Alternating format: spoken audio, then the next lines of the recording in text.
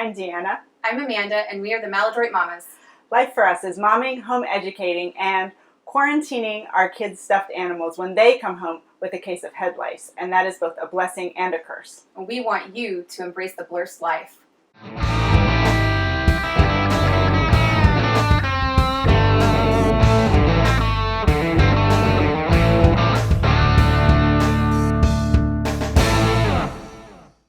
So today we're going to talk about the logistics of homeschooling. Yeah. Because a lot of people want to know, how, like, they think that it's supposed to look a certain way. I know that for myself, you know, because I came from the public school setting. I started out, I was only public schooled, and then we started out in the public school with our two oldest. Mm-hmm. And when I transitioned to homeschooling, it was really difficult for me. It's still difficult for me to not have that same public school mentality. Especially when you start at the same time of the year. I think that people who do it, you know, year round, or people who, you know, have a different environment or a different lifestyle or schedule from just a normal lifestyle, may not struggle as much as those of us who just, you know, start in the fall when everybody else does, and it just is sort of you just can't help but do things as you did when you were a kid. Oh, yeah. So, yeah, I mean, I did too. I remember when we were starting out with my daughter, one of our pastors was like, hey, you know, when our daughter was young, she used to play school when she was little, and when one of the elementary schools near us, when they like switched and got new desks, we got one of their elementary school desks, and she doesn't need it anymore. It's just sitting in our attic. Do you want it? And we were like, yeah, sure, we'll take it. And we still have it. Oh, wow. And I'm thinking we should probably, you know, sell it, because I'm sure a lot of people might actually want it now. But yeah, she used that for years, actually. We actually did use it. But yeah, it's one of those, you know, little desks that, you know, has the, you know, space that you put your books in. Yeah, like this. And top. Was the chair attached to it? No, it's not attached, but it sits there, yeah. And it's down in the basement. We still have it. Well, maybe we could use it as a prop. Oh, we could. Yeah. We could use that as a prop. But yeah, so I think in the beginning, I tried to set it up a lot like school. Mm-hmm. Like she had to start at a certain time, and she had to sit at her desk, and, you know, everything. Yeah. I set it up to look like school. You had a specific place, like a location in the house that was designated for school. I even put like one of those, like I think I found it at like one of the at Booksavers, so one, you know, Booksavers, and it was one of those alphabet things. Yeah. I put that on the wall. You know, it was When we bought the house that we're living in, the older couple who was living there, they had a granddaughter who lived with them, and they, in the basement, it was not put up there with care. It was very haphazardly thrown up there, but they had in the basement, they had an alphabet border up at the top, and I can't remember if it was my father-in-law or the realtor, but someone said, oh, how convenient, you already homeschool and you have this alphabet border up there. And I'm like, yeah, it's convenient, I guess. Never gonna use it. So how did that evolve for you, like going from sitting in a desk and having the alphabet border and like trying to set it up like an actual public school classroom? Like how did it evolve for you? Because you don't do that anymore. No, we don't do that anymore. And it evolved. Am I allowed to say the word evolve on a homeschool podcast? Ooh, I think so. On this one you are. Probably it changed when we stopped the charter school and went to homeschooling on our own. That's when things just sort of opened up for us and became a lot freer. And we sort of moved out into the living room, and sort of school kind of invaded every room. Like now we have bookshelves in every room of our house, and they're full. And, you know, it became that she would just, wherever she wanted to go to do her work, she would just go and do it. Other than math. Like math, I think I still made her like sit down at the kitchen table and do math because she hated to do math, and she would usually end up crying. So I have some kids like that. so she would sit and do math, but everything else, she just sort of, wherever she wanted to go, she would just go and do it. And we always had a place where we kept things. You have to have a place where you keep things and where you take them back to.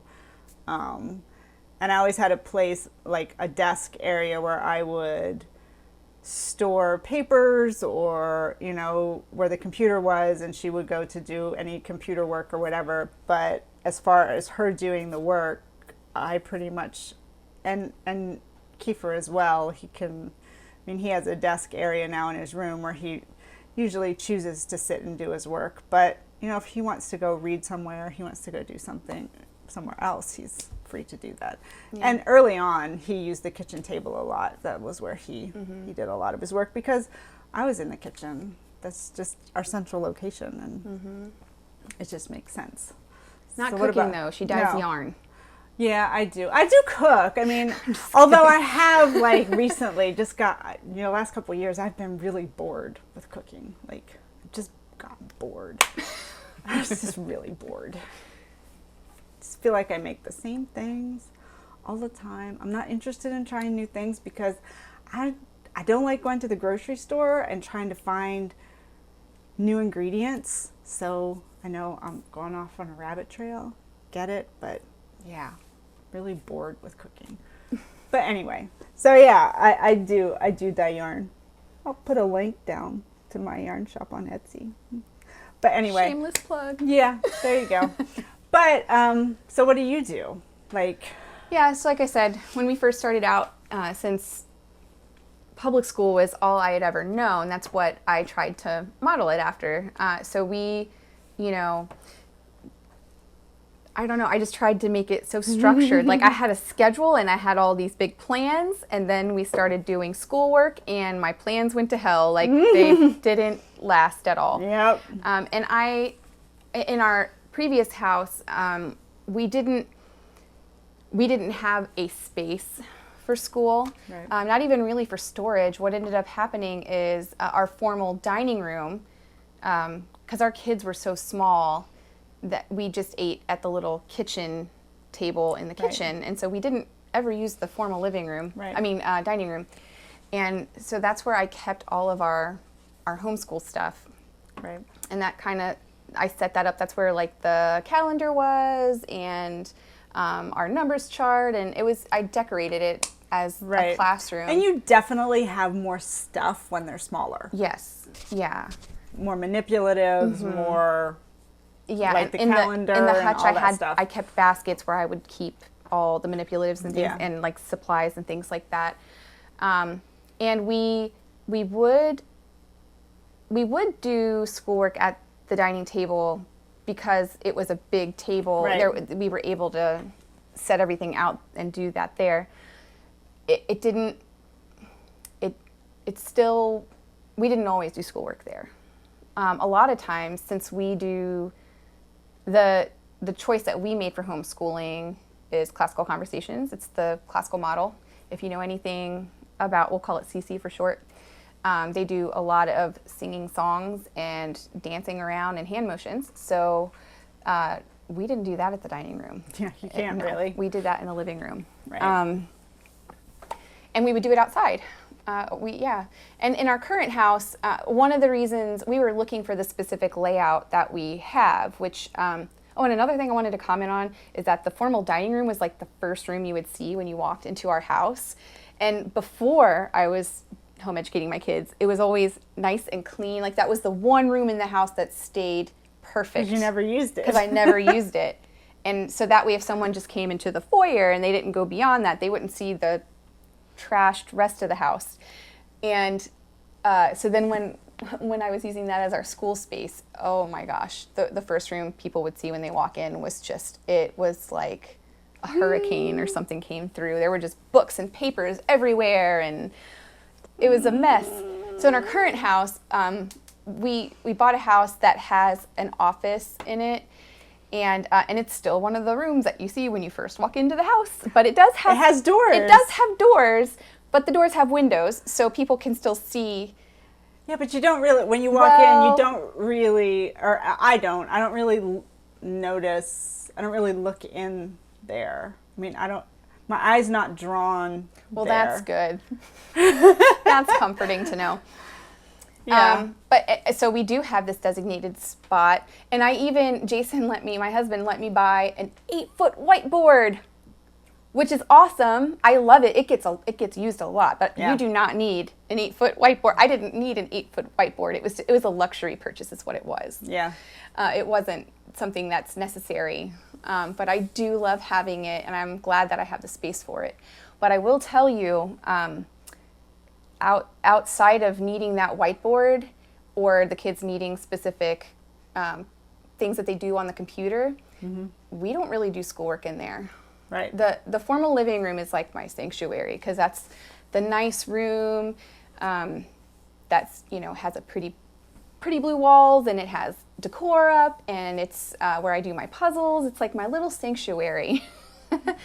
And sometimes, most of the time, I don't want to part with my puzzle, and so I'll have the kids come sit next to me with their schoolwork, and I will do schoolwork with them while I'm doing my puzzle. Right.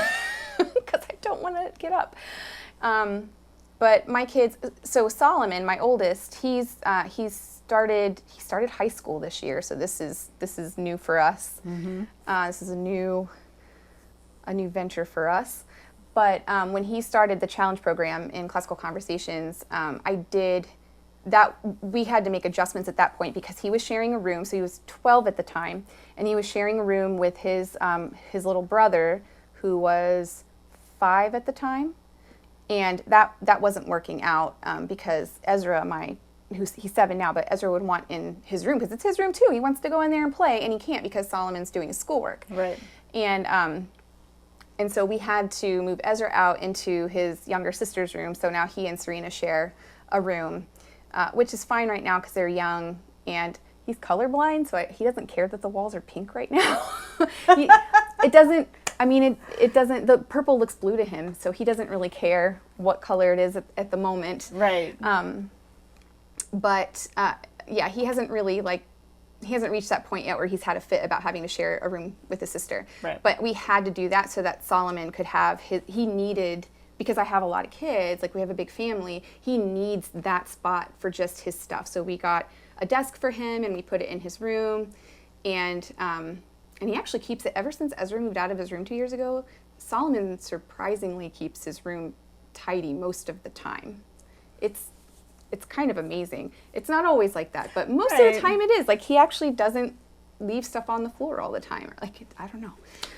But you hear. Yeah. So, no, we just kind of do schoolwork wherever we feel like it in the house, whatever's working for that particular child in that particular moment, or whatever mom is willing to do. So if I don't want to leave my puzzle, then we sit in the formal living room, and we do math in there, or we do, diagramming sentences, or whatever it is. That's where we sit and do the work. And we do read alouds in the family room.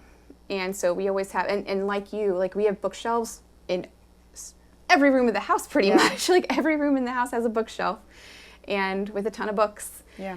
And a lot of times I end up with way more curriculum than I could ever need or use. And so I actually went through a big purge this summer, because my official schoolroom was completely, there was just no space anywhere for anything. So I had to purge a lot of stuff, and now I have a ton of space. I'm like, whoa.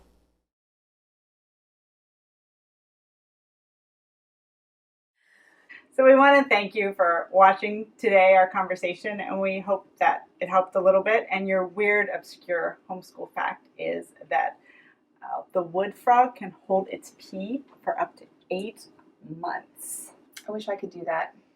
Yeah, sometimes when I'm driving, I wish I could. I dated a guy who called me the urinator because I frequently have to go to the bathroom. But it's because I drink so much coffee. I'm a pothead, y'all. And, I have such a small bladder, so. Yes, anyway. Please like, comment, share, and subscribe. And remember to embrace the first life.